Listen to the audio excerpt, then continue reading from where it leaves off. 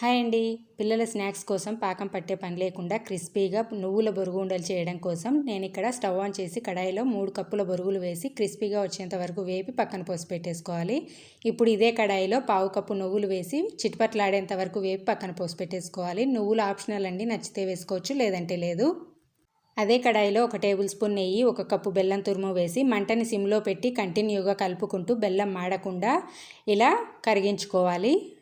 బెల్లం మొత్తం బాగా కరిగి ఇలా లిక్విడ్ లాగా అయిన తర్వాత 1/2 టీ స్పూన్ వరకు యాలకుల పొడి, 1/4 టీ స్పూన్ వరకు వంట సోడా వేసి 30 సెకండ్ల పాటు కంటిన్యూగా కలిపిన తర్వాత స్టవ్ ఆపేసి ముందుగా వేపెట్టుకున్న నువ్వులను వేసి కలిపేసి తర్వాత వేపెట్టుకున్న బొరుగులు కూడా వేసి కంటిన్యూగా మొత్తం అంతా బొరుగులకి ఈ పాకం అంతా పట్టేలాగా కలిపేసుకోవాలి.